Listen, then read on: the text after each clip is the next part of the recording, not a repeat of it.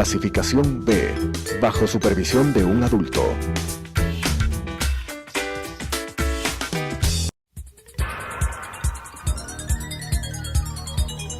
Las opiniones vertidas en este espacio por la producción y dirección del programa son de exclusiva responsabilidad de sus autores y de quienes intervienen en ellos.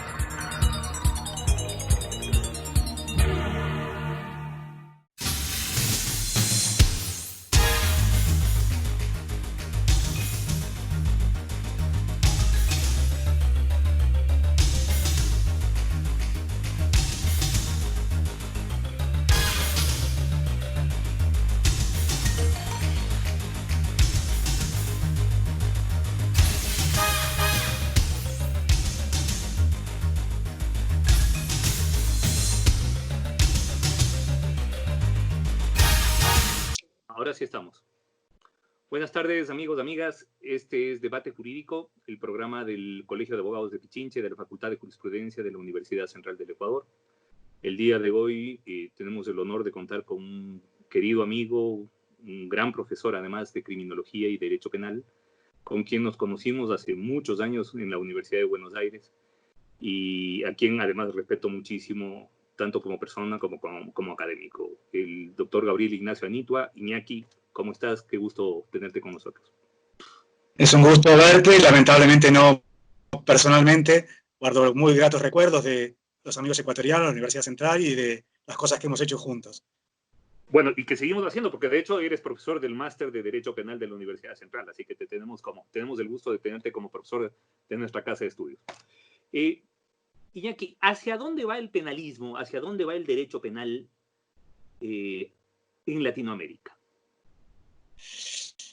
Qué pregunta global, compleja, y además en qué contexto en el que cambian todas las perspectivas, los planes, digamos, que teníamos. Antes de la emergencia, ¿hacia dónde veías tú que caminaba el derecho penal? Por ejemplo, la despenalización de la venta de marihuana en Uruguay, yo creo que es una señal interesante.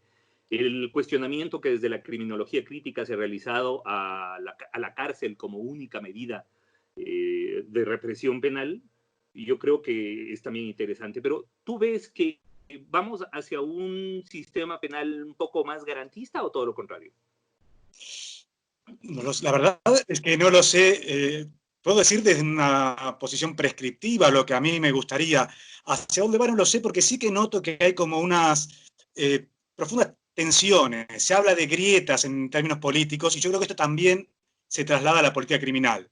Observamos lo que señalabas como buen criterio de líneas político-criminales más humanistas y que tengan en cuenta los bienes jurídicos y el sufrimiento de las personas, pero también tenemos tendencias del lado opuesto, mucho más represivas, punitivistas, que están en un conflicto que no sé para dónde, o sea, sé para dónde quiero que se tenga que resolver, pero no sé a dónde se va a resolver en definitiva.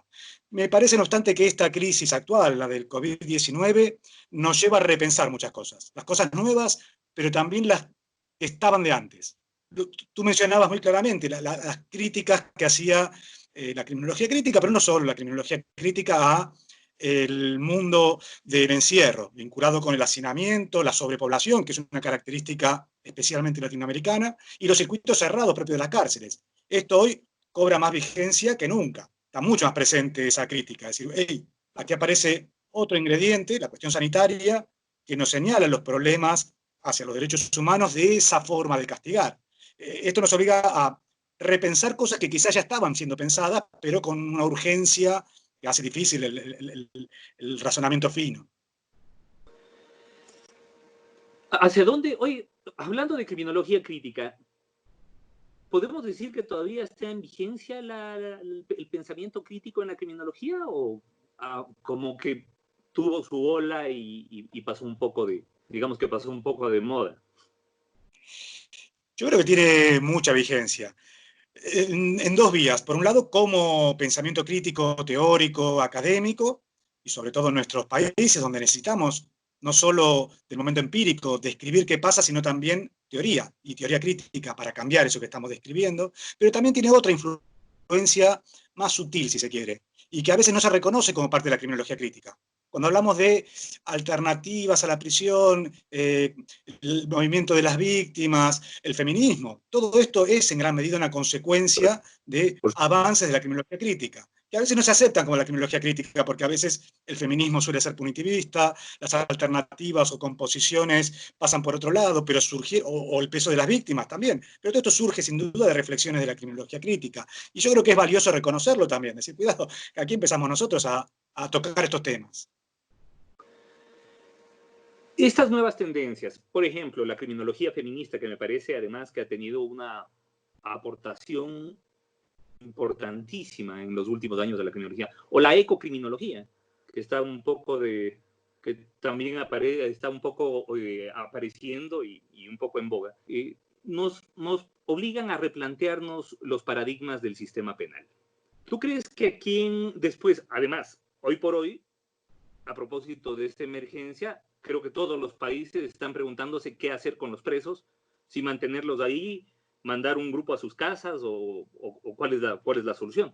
¿Cómo le ves tú? ¿Cuál crees tú que debería ser el enfoque del sistema penal en tiempos de emergencia?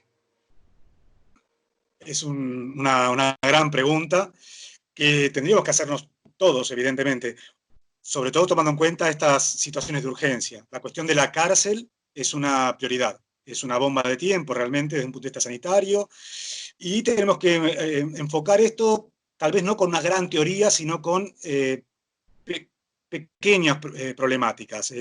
La sobrepoblación es una. Esto que tú lo mencionaste, hay que reducirlo. No podemos tener la tasa de sobrepoblación que tienen las cárceles latinoamericanas. Esto tiene que haber una tendencia... En Ecuador, en 10 años pasamos de 9.000 presos a 38.000. Es una locura, con cárceles similares, probablemente. Por supuesto. Es decir, hubo una ampliación de la infraestructura carcelaria, se construyeron nuevas cárceles, pero se las llenaron y ahora tenemos un problema de hacinamiento horroroso. Claramente. Y esto nos obliga a transformar, bueno, por un lado, soluciones de emergencia para hacer lugar ahí dentro de las cárceles, incluso para dar respuesta a las necesidades sanitarias, cierto aislamiento, tener distanciamiento entre unos y otros, pero también nos llevan todas esas preguntas más de fondo, como creo que es la que sugerías tú. Es decir, está bien que la cárcel sea la única respuesta punitiva, está bien el programa político criminal, todas las causas de mercado, diríamos, de drogas, además, todo esto tendría que pasar por la respuesta punitiva, por la cárcel, nos obliga a pensar otras cosas, los que tendrían más que con la criminología, con la parte especial, diríamos, o incluso con la respuesta de los fundamentos, de la filosofía misma del derecho penal. Todo esto tiene que ser replanteado y me parece que la emergencia es una buena oportunidad para replantearlo. Bueno, pero ¿bajo qué criterios dejaríamos o se dejaría en libertad a personas que, por ejemplo, ya están sentenciadas, ya están condenadas? ¿Cuáles deberían, a tu criterio, ser los parámetros que se utilicen para determinar quién se queda dentro y quién sale? Acá hay como dos posturas, según lo veo yo, quizá con un viejo resabio analítico. Por un lado está lo que sugiere la Organización Mundial de la Salud, la misma Comisión y la Corte Interamericana de Derechos Humanos, que nos habla de los llamados grupos de riesgo sanitario. Personas mayores, personas con algún tipo de inmunodeficiencia, alguna enfermedad. ¿Cómo hacer que estas personas que tienen más riesgo de morir por la enfermedad no estén en esos lugares? Pero por el otro lado está lo que yo considero quizá más importante, que es no solo tomar en cuenta los grupos de riesgo sanitario, sino tener en cuenta que aún para atender mejor a esos grupos, muchos de quienes quizás son autores de delitos muy graves, violaciones, homicidios, y tal vez no estamos dispuestos socialmente, políticamente, a que salgan en libertad o vayan a sus casas. Por lo tanto, hay que dejar más espacio en las cárceles también para estas personas. Y aquí tenemos que repensar lo que decía antes de el programa criminalizador. Y quizás habría que liberar a otros grupos de población, más jóvenes, que estén por delitos que no tengan víctimas, por eso me refería antes a la cuestión de la droga, claramente, o delitos contra la propiedad de menor intensidad de violencia. Todo eso quizás permitiría una mayor descarcelación. Estoy pensando en otros grupos que no son de riesgo sanitario, pero que sería menos problemático que sean excarcelados. Y que son precisamente estos otros grupos los que explican la sobrepoblación penitenciaria en nuestra América. Normalmente todos los países a las personas que son encontrados responsables de homicidio, de violación, los envían a prisión igual. Donde hay un cambio es en esto otro, en el microtráfico de drogas, los delitos contra la propiedad de pequeña intensidad, digo, hurtos, robos de poca intensidad. Esto es donde en Holanda, por ejemplo, no van a prisión, tienen otro tipo de medidas, o en Australia, o en otros países. Bueno, esto tendremos que repensarlo, y probablemente es lo que estoy queriendo sugerir. Dice, ¿por qué no liberamos a estos otros grupos de población? ¿Cómo lo podemos enfocar? De varias maneras. Por un lado, teniendo en cuenta la pena que les fue impuesta o la que les sería impuesta en caso de ser procesados. Si la pena no es muy alta, bueno, pensemos en una alternativa. Lo que en su momento, bueno, seguramente recordarás bien las discusiones de las primeras organizaciones internacionales de derecho penal. Decían, las penas de 6 meses no sirven para resocializar, no tienen ninguna utilidad, reemplazarlas con una pena condicional, una probation. Luego se extendió esto, en mi país, por ejemplo, es de 3 años de prisión. Podemos extenderlo a más. Pensemos en 5 años, en 6 años. Evidentemente en esa pena de 6 años no entran ni violaciones, ni homicidios, no, estamos hablando de otros delitos. Bien, a eso le podemos dar una prisión domiciliaria, una probation, otro tipo de medida que no sea la carcelaria. Y luego también especular lo que se llama libertad condicional, con la progresividad de la pena. Si ya están por salir o falta poco para que salgan, bien, se puede adelantar esta soltura. Si están por salir en este año, a mí me parece de sentido común casi liberarlos, porque no es liberarlos, van a ir a su casa a cumplir un confinamiento, entonces, que seguramente va a durar todo este año. Entonces enviémoslo a su casa. Y si le quedan 2 años, tal vez también. Empezar con estas otras vías a desagotar las prisiones, que es lo urgente en este momento. Sí, bueno, lo que tú acabas de señalar hace un momento es verdad. Tenemos las cárceles en Latinoamérica que normalmente están hacinadas. Hoy, en tiempos de emergencia y de epidemia, son una bomba de tiempo. Y una bomba de tiempo que cualquier momento explota y bueno, que ya se está en diferentes países y en diferentes cárceles, pues ya se están dando amotinamientos y problemas.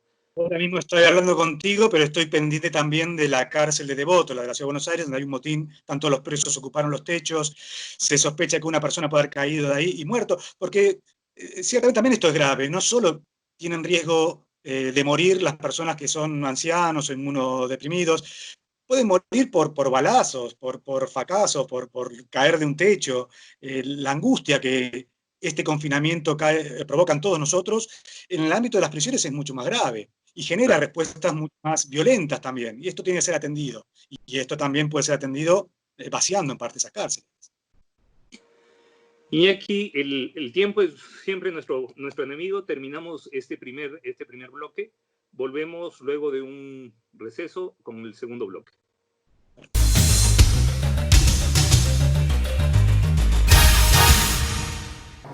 Adriana, cancélame todas las reuniones. No voy a ir a la oficina. Estoy con una jaqueca que no aguanto. ¡El jefe no viene!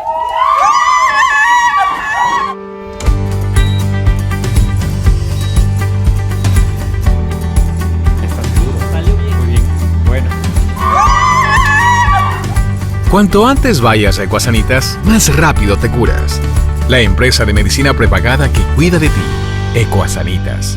Es bueno estar sano.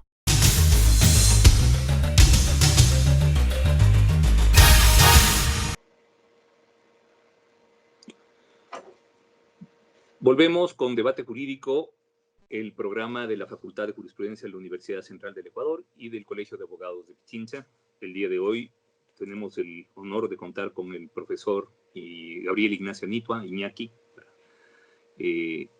un experto en criminología con quien estamos abordando varios aspectos relacionados hacia dónde va la criminología, hacia dónde va el sistema penal en Latinoamérica y sobre todo en estos tiempos de emergencia, ¿qué hacer?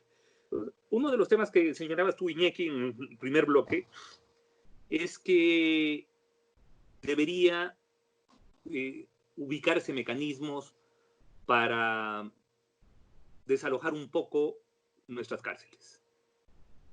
Y señalabas un poco cuáles podrían ser los parámetros. ¿Tú le ves viable eso de aquí al corto plazo? ¿O solo lo harán cuando ya empiece a morir la gente?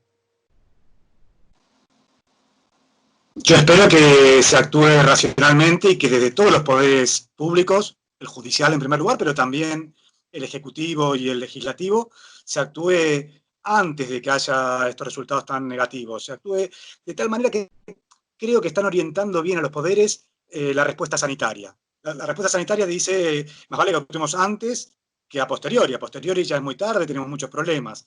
Esto también me parece que puede llevarnos a reflexionar políticamente en los sentidos más amplios, y también político-criminalmente, o en materia de controles, si se quiere. Yo recordaba ahora algunos cursos que di con ustedes. Muchos compañeros que nos estarán escuchando recordarán cursos de historias, de teorías criminológicas que vimos ahí en Quito. Y hablamos muchas veces que emergencias sanitarias habían provocado consecuencias en los mecanismos de control.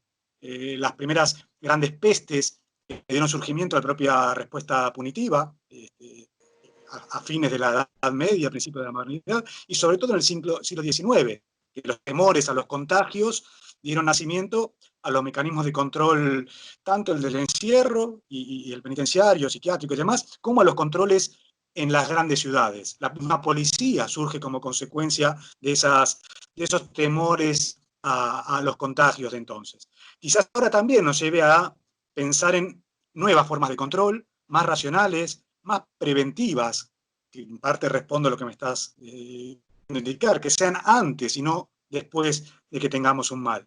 En ese sentido soy medianamente optimista. Tampoco puedo descartar que muchas de esas respuestas dadas a las crisis que mencioné antes fueron muy terribles en costos humanos. Claro. Y ahora también los puede haber. No dejo de ser realista.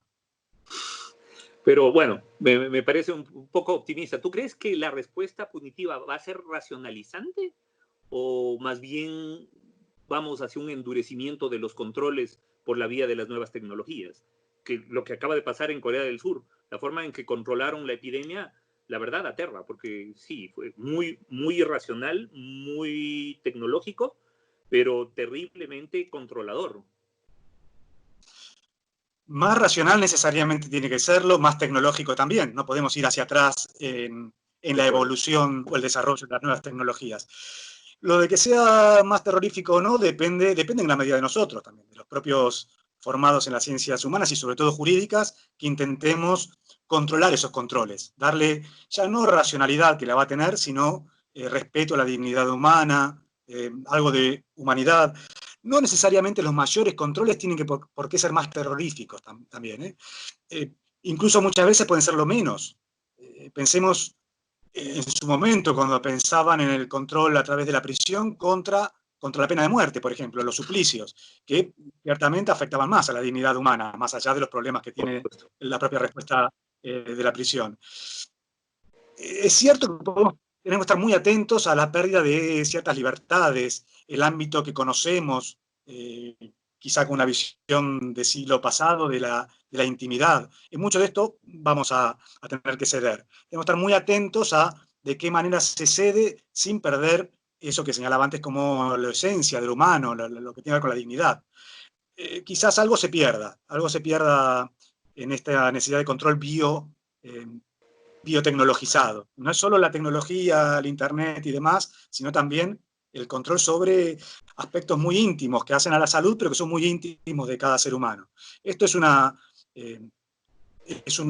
momento de quiebre que puede ir hacia lo peor, pero también puede ser moderado con las intervenciones de los juristas y de los políticos. ¿Más vigilar y menos castigar? Vamos a estar más vigilados, pero sí, seguramente vamos a estar más vigilados. Muchas veces voluntariamente estamos perdiendo intimidad. Pienso en las redes sociales. Tú que eres un experto en la obra de Michel Foucault, ¿qué crees que pensaría él en este momento? Si él estuviera vivo, decirlo. ¿Cómo crees que evaluaría Foucault a este momento de epidemia y de tecnología, además? Hay dos aspectos que a él le llamarían mucho la atención, que tienen que ver, por un lado, con ese panoptismo social posibilitado o ampliado por las modernas tecnologías, y también con esta lógica del neoliberalismo que él comenzó a estudiar con cierto encantamiento, no tan críticamente, diríamos al final de su vida, antes de morir. Este neoliberalismo llegó hoy y con consecuencias bastante negativas que se van a ver reforzadas con la idea del aislamiento social. Esto de no estar tan en contacto para defendernos a nosotros mismos del contagio, para defender a los demás también. Ese aislamiento casa muy mal con la empatía, con la necesidad de ser solidario con el otro. Si nosotros somos más solidarios con los que conocemos más, con mis hijos que conviven conmigo, con mis vecinos, con los que tengo más lejos, ni siquiera veo, Esto es más difícil. Contra esto habrá que luchar. Y creo que solo la tecnología nos salvará de esos problemas tecnológicos. Esto que estamos haciendo nosotros ahora es ponernos en contacto. Estamos lejísimos, tú estás en Ecuador, yo estoy en Argentina, pero estamos en cierto contacto, estamos siendo empáticos. Lo que mencionábamos antes de ver qué está pasando gracias a los periodistas, qué está pasando en la cárcel de Voto ahora, hace que me preocupe por la vida de esta gente. Y esto también me hace tener cierta empatía. Quizás soy, ya dije moderadamente, pero quizás soy demasiado optimista, pero creo que la ciencia nos va a salvar de la ciencia y la tecnología también puede darnos herramientas para, bueno, conservar ciertos ámbitos de intimidad, cediendo otros, lógicamente.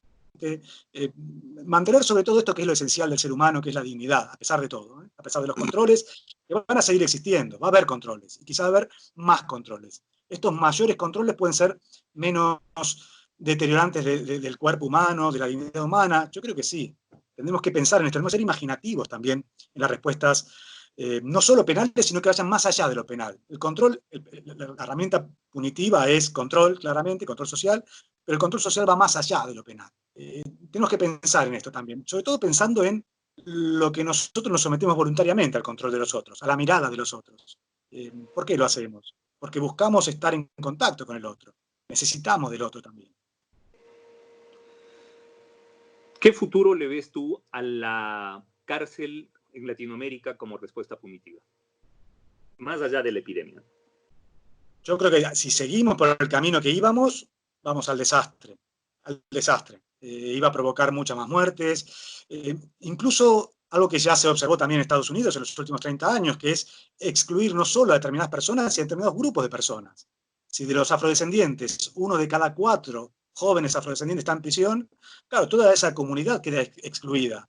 Esto también estaba pasando en Argentina y en América Latina con los pobres, con grupos muy, muy amplios de nuestra población que estaban quedando excluidos de lo social. Esto era gravísimo desde el punto de vista de lo criminológico, pero también de lo sociológico.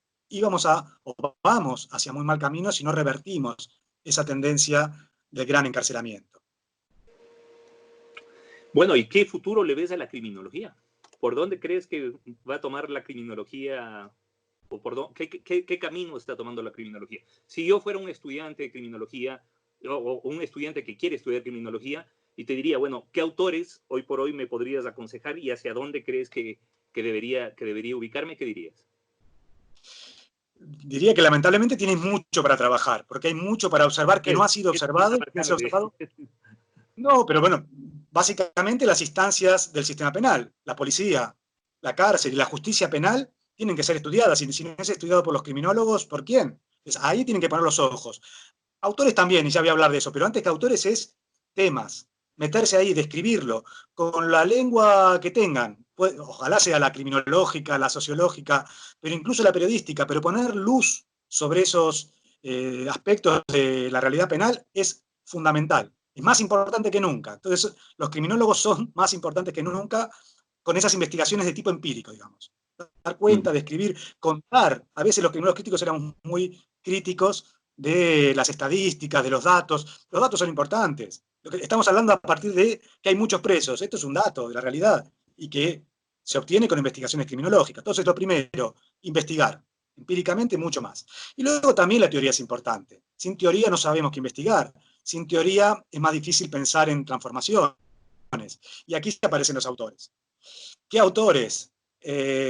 A mí siempre me tildan de clásico, y ciertamente creo que los clásicos son fundamentales. Si no advertimos las críticas que en el siglo XVIII hacían Beccaria y otros ilustrados, bueno, esto es fundamental. Sobre todo los ilustrados de fines del siglo XX y del XXI. Luigi Ferraioli, por ejemplo. A mis estudiantes les digo, lean bien este libro, Derecho y Razón, léanlo bien, subrayándolo, y luego empecemos a hablar.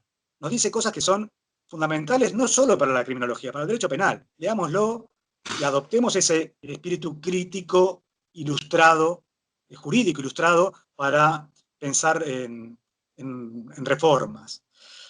Autores más actuales. Bueno, en América Latina es indudable que tenemos que seguir leyendo a Zaffaroni. Zaffaroni sigue siendo, a pesar de sus 80 años, uno de los actores más jóvenes, más joviales, más creativos que tenemos en nuestro subcontinente.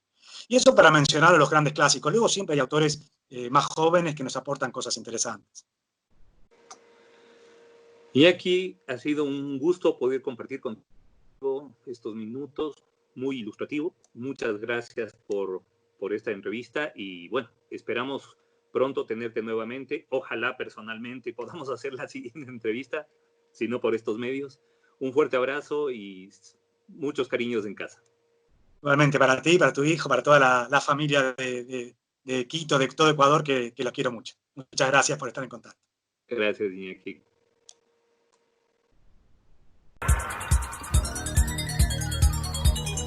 Las opiniones vertidas en este espacio por la producción y dirección del programa son de exclusiva responsabilidad de sus autores y de quienes intervienen en ellos.